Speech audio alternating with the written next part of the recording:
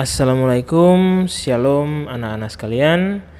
Ketemu lagi di channel pendidikan Rumah Belajar Akasiara.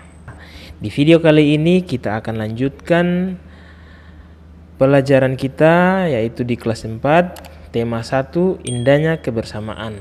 Subtema 1 keberagaman budaya bangsaku.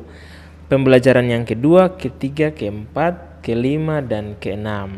Nah, mengapa di video ini pembelajaran 2, 3, 4, 5, dan 6 digabungkan? Karena di pembelajaran 2, 3, 4, 5, dan 6 ini ada mata pelajaran matematika dan PJOK, yang sebenarnya matematika dan PJOK itu pembelajarannya sudah terpisah dari buku kurikulum 2013 yang dipakai dalam video ini.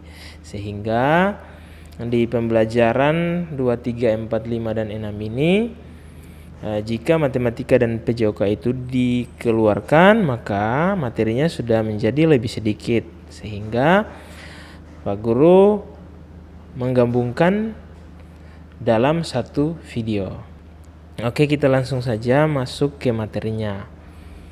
Ayo berdiskusi. Pak Sami berasal dari Maluku, Pak Encep berasal dari Sunda, Pak Made berasal dari Bali, Pak Udin berasal dari Betawi, Pak Nur berasal dari Jawa.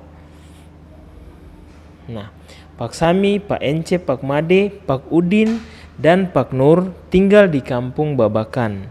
Mereka berasal dari suku yang berbeda-beda. Mereka juga mempunyai kesukaan makanan yang berbeda-beda. Makanan kesukaan mereka adalah makanan khas daerahnya. Mereka juga sangat ahli dalam memainkan alat musik daerah masing-masing. Mereka menggunakan bahasa Indonesia sebagai bahasa sehari-hari, meskipun masih sangat terpengaruh dengan logat bahasa daerah mereka. Oke, berikut adalah tabel untuk kita mengidentifikasi Pak Sami, Pak Encep, Pak Made, Pak Udin, dan Pak Nur berdasarkan daerah asal, berdasarkan bahasa, makanan, alat musik, pakaian daerah, dan lain-lain. Nah, kita mulai. Pak Sami berasal dari Maluku, Pak Encep berasal dari Sunda, kemudian Pak Made dari Bali, Pak Udin dari Betawi, Pak Nur dari Jawa. Pak Sami menggunakan salah satu bahasa di Maluku yaitu bahasa Wairata. Jadi anak-anak di Maluku juga ada banyak sekali bahasa dari daerah masing-masing. Nah, salah satunya adalah bahasa Wairata. Makanan khas Maluku ada banyak, tapi yang diambil sebagai contoh di sini misalnya papeda. Kemudian alat musiknya totobuang, kemudian pakaian daerahnya baju cele, tariannya tari lenso, dan kebiasaan orang Maluku itu suka bercanda. Nah, kemudian Pak Encep dari Sunda, bahasa yang digunakan bahasa Sunda. Tentu ada banyak ya makanan khas dari Sunda, tetapi yang diambil sebagai contoh misalnya nasi liwet, kemudian alat musiknya celempung, pakaian daerahnya baju bedahan, tariannya tari wayang. Biasanya orang-orang Sunda itu ramah.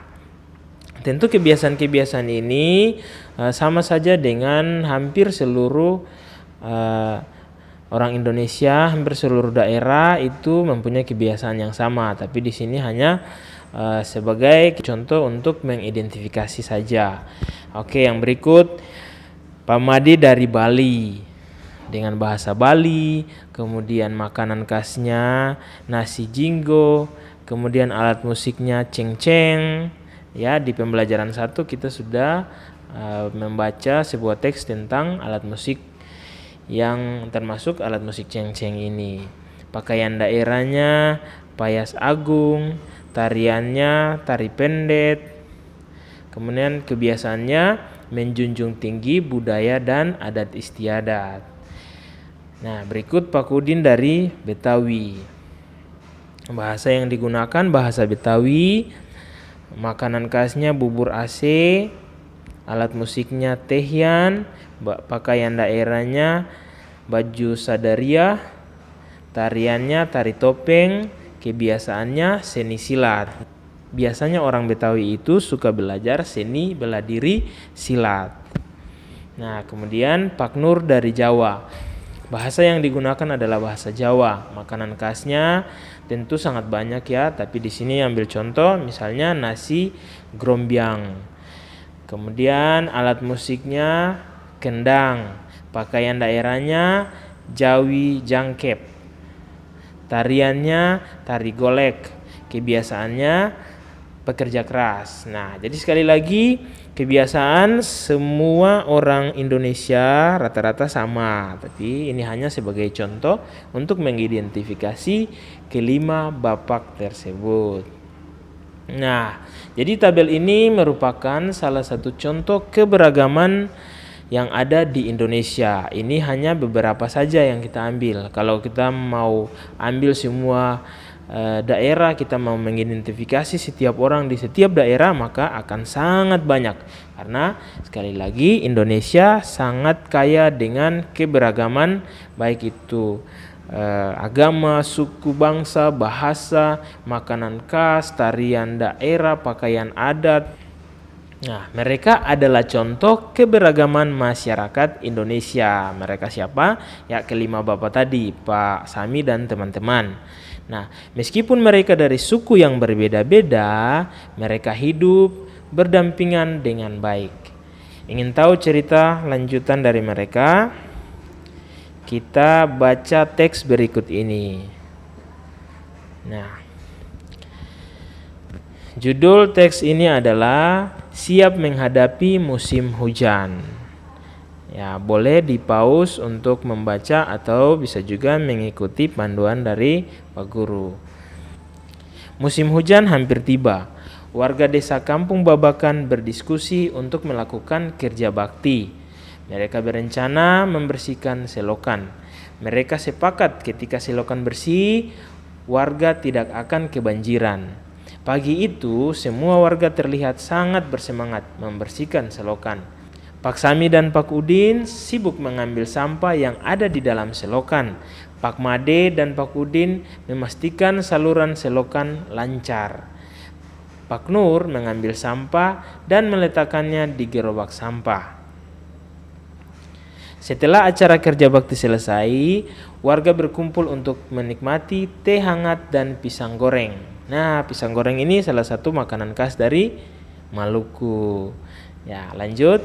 Makanan tersebut dimasak oleh warga ibu-ibu. Mereka senang karena selokan desa sudah bersih. Kini mereka siap menghadapi musim hujan. Baik, dari bacaan tadi, mari kita diskusikan pertanyaan berikut ini. Yang pertama, apa yang dilakukan warga desa Kampung Babakan?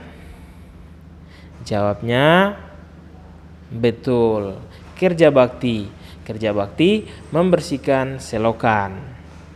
Kemudian yang nomor 2, mengapa mereka melakukan kerja bakti? Jawabnya betul, karena lingkungan mereka sudah kotor, banyak sampah di selokan.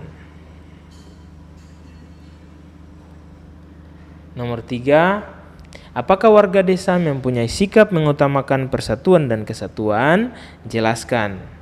Jawabannya ya, karena mereka bekerja bersama-sama walaupun dari suku yang berbeda-beda. Oke, nomor 4. Apa manfaat sikap mengutamakan persatuan dan kesatuan bagi warga Kampung Babakan?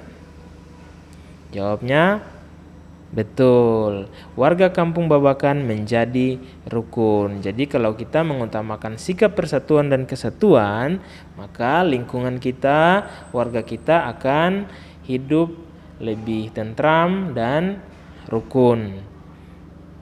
Nah, nomor 5, apa yang akan terjadi jika warga tidak mempunyai sikap mengutamakan persatuan dan kesatuan?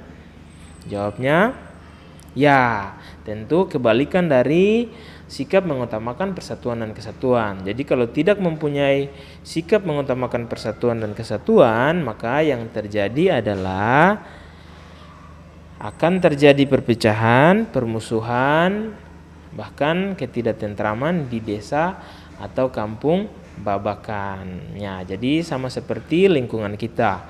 Kalau kita tidak mempunyai sikap mengutamakan persatuan dan kesatuan, maka lingkungan kita akan menjadi tidak tentram, akan terjadi perpecahan, permusuhan, tidak saling menghargai, dan lain-lain sebagainya. Nah, maka contoh dari kelima Bapak tadi, Pak Sami, Pak Made, dan teman-teman itu harus kita praktekkan dalam kehidupan kita sehari-hari, baik di lingkungan rumah, baik di dalam keluarga maupun di sekolah. Jadi walaupun kita mempunyai perbedaan, baik itu perbedaan suku, perbedaan bahasa, perbedaan warna kulit, bahkan perbedaan agama, tetapi jika kita hidup di dalam satu lingkungan, kita harus mempunyai rasa persatuan dan kesatuan agar lingkungan kita menjadi lebih tentram dan damai. Oke, kita lanjut. Indonesia memiliki keragaman suku, bangsa, sosial, dan budaya. Keberagaman di Indonesia terikat oleh rasa persatuan dan kesatuan.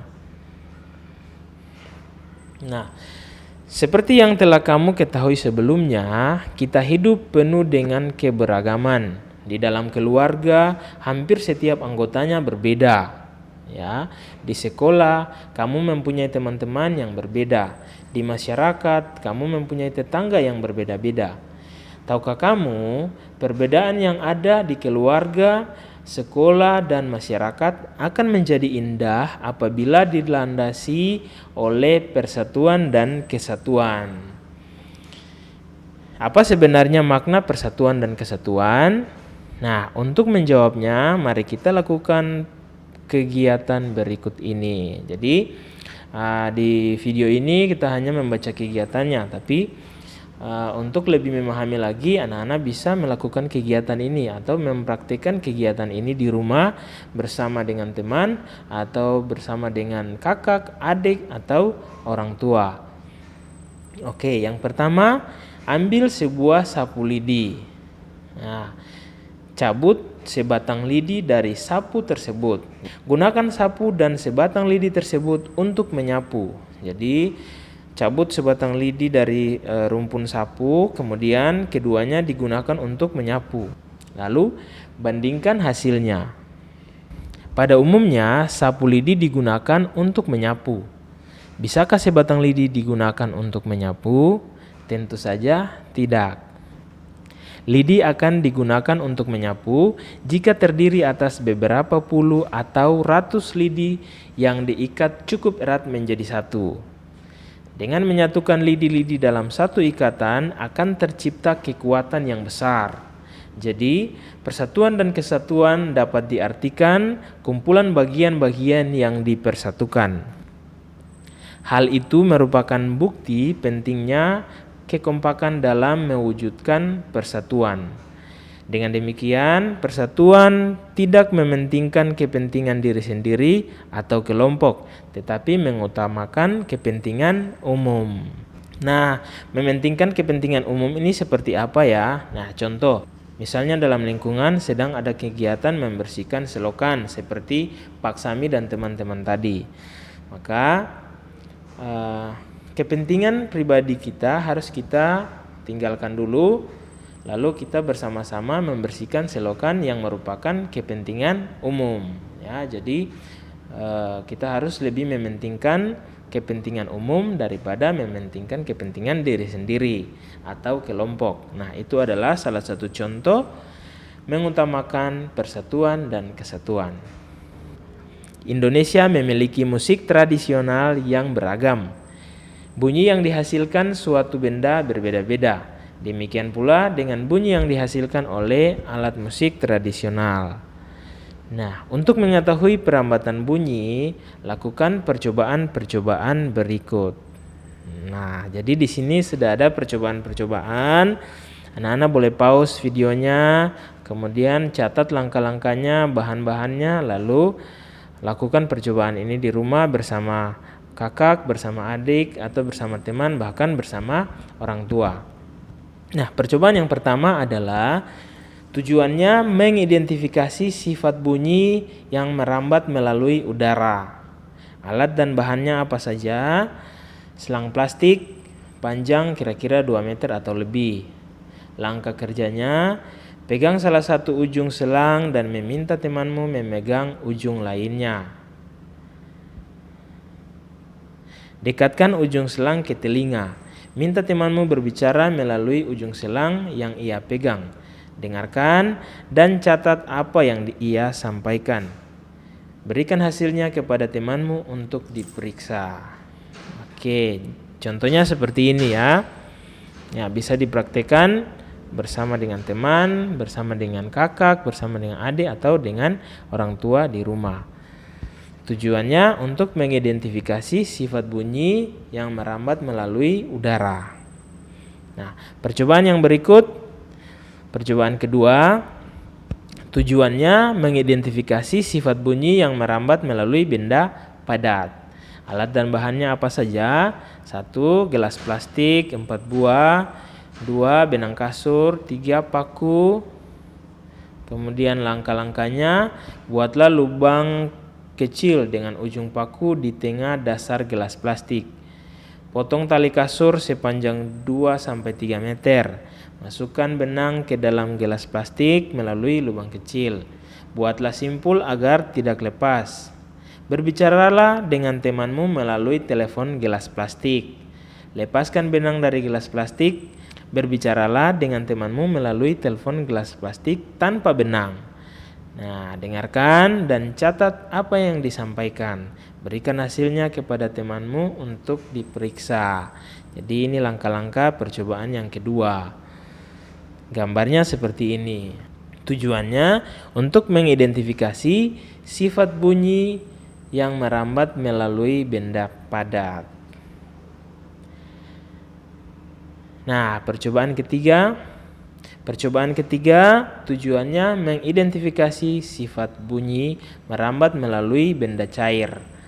Alat dan bahannya apa saja? 1. Ember besar. 2. Air. 3. Batu koral atau batu ya. Kemudian 4. Corong kecil. Langkah kerja, isi ember dengan air hingga penuh. Masukkan corong ke dalam ember hingga bagian bawahnya terendam. Usahakan corong tidak menempel pada ember. Ketuklah salah satu sisi ember dengan menggunakan batu secara perlahan. Sementara itu, dekatkan telingamu pada bagian atas corong. Dengarkan dan catat hasilnya. Oke, demikian percobaan-percobaan ini. Semoga anak-anak bisa coba di rumah dan semoga berhasil. Ayo renungkan, setelah belajar di video ini, baik video yang pertama maupun video yang kedua ini, apa yang kamu pelajari dalam menyikapi keberagaman dan perbedaan yang ada di sekitarmu? Bagaimana caranya agar kamu dapat hidup berdampingan dengan teman-teman yang mempunyai latar belakang budaya, sosial, dan agama yang berbeda denganmu? Usahakan pintar-pintar mengatur cara pergaulan kita agar kita tetap hidup rukun di dalam keluarga, di dalam lingkungan, di sekolah, dengan teman-teman walaupun kita berbeda-beda. Oke, dengan demikian sudah selesai pelajaran kita di video ini. Semoga bermanfaat untuk anak-anak sekalian. Dan sampai jumpa di video berikutnya. Kalau kalian suka, silakan like dan tinggalkan komentar kalian di video ini. Dan jangan lupa juga subscribe agar bisa selalu mendapat informasi atau notifikasi setiap ada video baru yang diupload. Sampai jumpa.